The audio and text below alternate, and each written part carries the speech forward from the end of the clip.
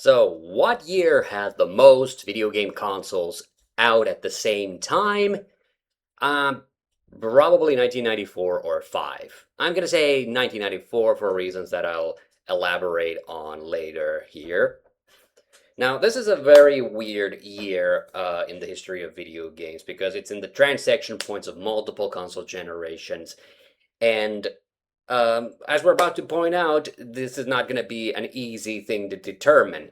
Like, there might have been a point during the early 80s where there technically could have been more consoles available at the same time, but I have a kind of a knack for this, and so we're gonna kind of go along here. This is an unscripted video, but I decided that just for clarity's sake, I'm going to define what I mean by console because I constantly see people refer to home computers also as consoles. And we're not talking about just game platforms indiscriminately. So when I'm talking about consoles, I mean dedicated home video game consoles that you play on your TV. We are not talking about PCs, we're not even talking about gaming PCs, and we are not talking about handheld gaming consoles that have their own separate screens or anything like that. Alright, so let's go over the big boys first, Nintendo, Sega, and Sony, since they are the big players in the mid-90s video game scene.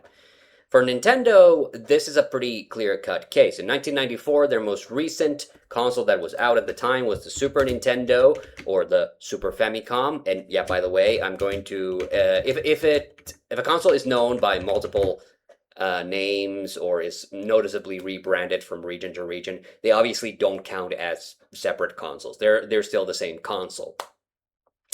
But here's the thing: even in the mid '90s, even at this very late point in the history of video games, the NES, the Nintendo Entertainment System, or the original Famicom, was still very relevant. It still had games coming out on it all the time. So it was definitely in the rotation. They not necessarily important from the hardware sales point of view, but at this point in history, it is the best-selling video game console on the planet at 60 million units. That record would obviously be broken by a different console that I will mention just in a moment.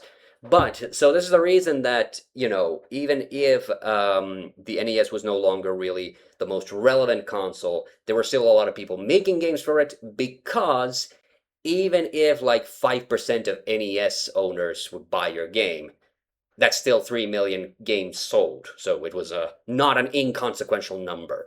Also, around this time, the Game Boy was obviously the third platform that Nintendo was supporting, but it's a handheld console, so it doesn't count. We don't have to talk about that. All right, and now we're going to talk about Sega. And I'm going to be real. The reason I got so pedantic about what a console is because of Sega. 1994 is when the Sega Saturn was released in Japan, so it's Sega's most recent console in this year. Very late in the year, but still the most relevant. But of course, the console which was hitting its commercial peak around this time was the Sega Mega Drive, aka the Sega Genesis, with its purported 40 million units in sales. That's an industry estimate. In fact, all the Sega console sales are only industry estimates because Sega never released sales figures for any of their consoles. But this is the point at which the Mega Drive / Genesis is at its absolute peak. This is where it is, the most relevant. It has tons of games, and the console war with Nintendo is at its most heated. Now, we can't unfortunately just stop at the Mega Drive just as a console because, of course, there's also the Mega CD, the Sega Mega CD, or just the Sega CD in North America, the 32X. And I'm pretty sure this was around this time when Sega also made that Sega PC. Sega had a pretty big investment in the PC gaming scene as well. But the Sega PC, that's PC. We don't have to count it. Uh, and I would not really count. Well, the Sega CD and 32X are obviously platforms, but they're not independent consoles. They're add-ons. You need a Sega Mega Drive to play them. They don't count as consoles. They count as, definitely released platforms. They're always listed as such on Wikipedia on any game that has a Sega CD version, but they are not consoles in the traditional sense. And this is the weird one. We still have two more. Um, or, sorry, of course, yeah, this is the reason why it's like, there's also the Nomad, which is effectively just a Sega Mega Drive, which is, a handheld version of it. A very niche product. But it's a handheld console, we don't have to count it. But just like the NES, around this time, the Master System is still around and still has games coming out on it. And then there is the other handheld console, the earlier one, Game Gear. It still has games coming out. In fact, this is not a coincidence that the Game Gear and Master System are still relevant around this time, because the games that are coming out on them, especially when they're multiplats, are effectively the same game.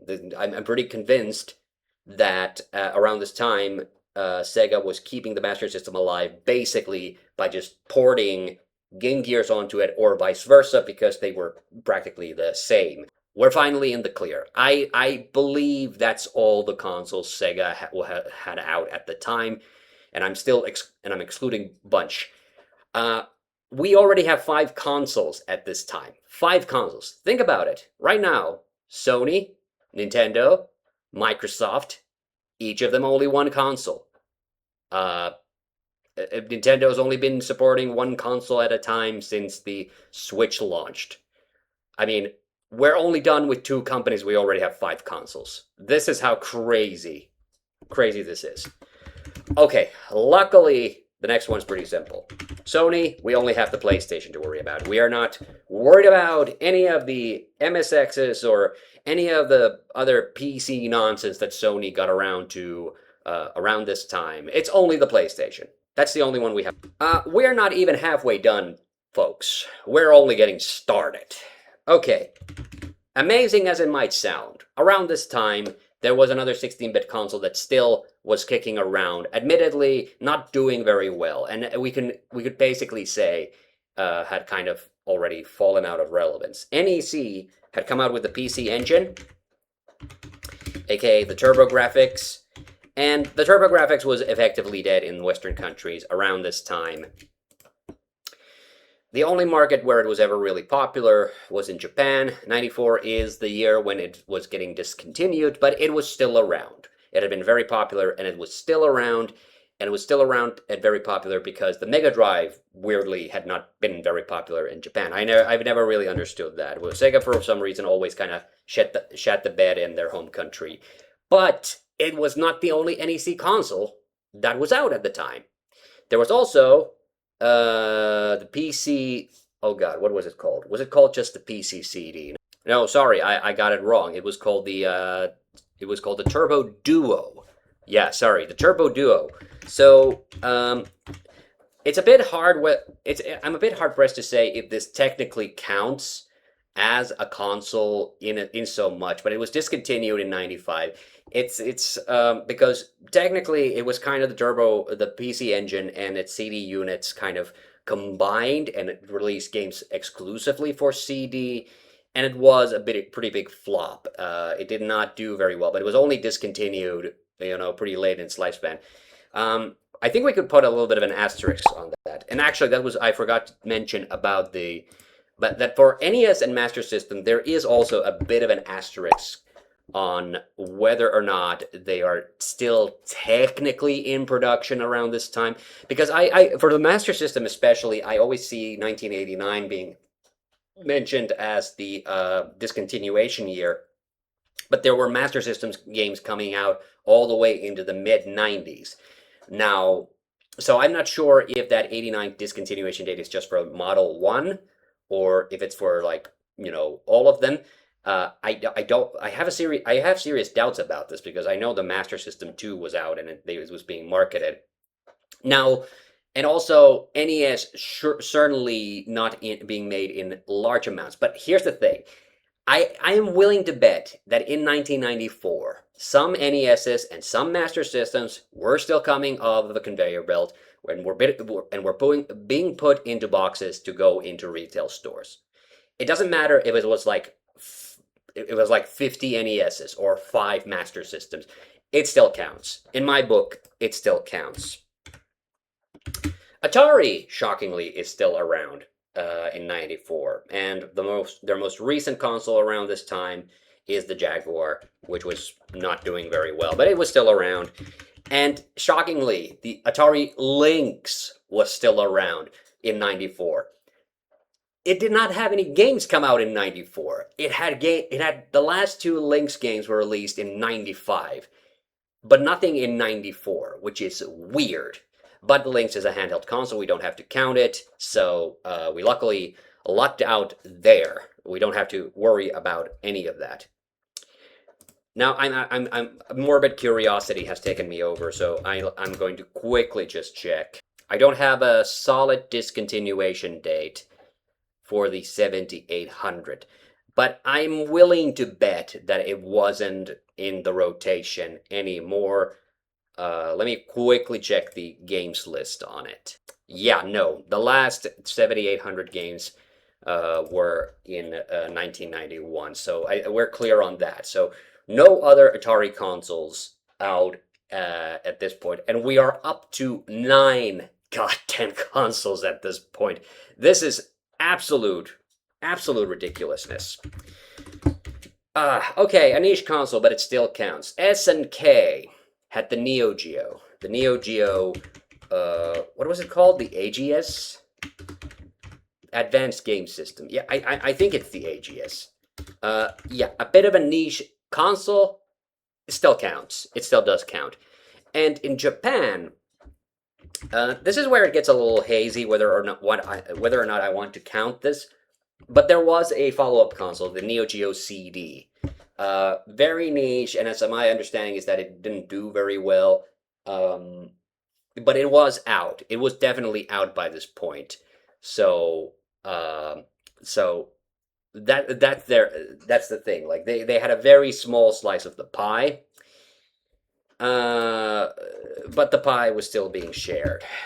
Then, of course, we have the 3DO, made by a bunch of different manufacturers, but it was originally, started up and kicked into gear by the 3DO company. But the 3DO is an interesting console because the 3DO company didn't actually make any of the systems. They just licensed it to various companies who then produced different various models. And there were many models. I'm going to count all of them as just a single console for simplicity's sake.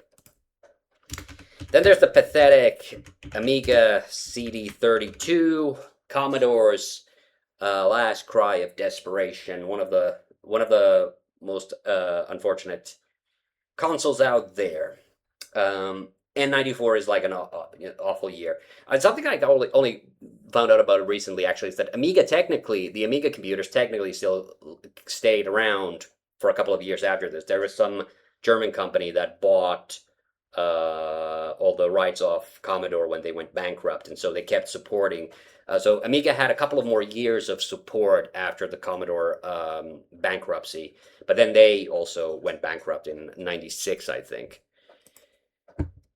And then this one I don't feel happy about. I am gonna have to talk about it. I'm gonna have to throw it in the conversation. The Philips CDI was absolutely still in the rotation around this time. In fact, '94 is the year the CDI kind of really leaned heavily into the gaming side of things because Philips had lost so much money on this thing. And they were desperate to just try to get it into people's homes, and it was going badly. Now, I'm a bit of a CDI defender, I'm going to be honest here, and I would not really call the CDI a console. It was a failed product in a completely different market, and then one of the many things that it did was also play games. But de facto, it is considered a video game console, so I have to include it here on the list of consoles that were out in 1994. Um, I think that's everything. There's still one that I'm a little hazy on, so I'm just gonna quickly double check. I know Amstrad had one of those consoles that, yeah, but was it in 94? No. No, it was a lot earlier in 1990. So I think that's everything. I have a nasty suspicion like I'm forgetting something. Yeah, well, there we still have stuff like the Satellaviews and the Sega channels, but again, they are dependent on you having a system that supports them. So I doubt that they. Okay, I just found something weird. It's something called a laser active. I've never heard of this thing before. Uh, it's supposed to be a game console, but it was basically like a laser disc player, but which also played games. I'm trying to see what I'm trying to find a list of games here, but there are games on this here like Myst and stuff. So, whoa, this is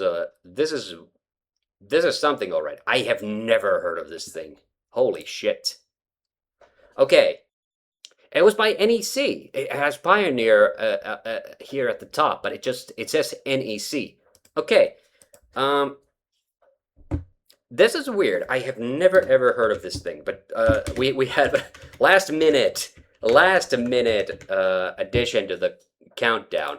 Now I was also a little hazy whether or not I should count consoles that only came out in Japan. This came out in Japan and the United States. I think we're in the clear. Yeah. Yeah, but a bunch of like obscure handheld consoles that I had never ever heard of, but that is the list. That is officially the list. We have the 15 video game consoles out in 1994. Now, this is a bit on the hazy side because I'm sure at least a couple of these got discontinued like in the early part of the year, and some of them only came out late in the year, and something like the Sega Saturn obviously only came out in Japan this particular year. Oh, and the PlayStation also. So, um, and a couple of these are Japan exclusives. But it is insane to think about like this amount of video game consoles on the market, and especially because like the number 1, 2, and 4 are probably taking up more than 80% of the market. So everybody else is having to fight for the table scraps, basically. But that is it. Those are the video game consoles of 1994. I mean, just it's just an insane thing to think about. Like as a kid, I was only aware of the Nintendo and Sega consoles, and almost none of the other ones. So there you go. So 1994, the most console-filled year. I'm Hano the Honda Mackin, and see you on the next one.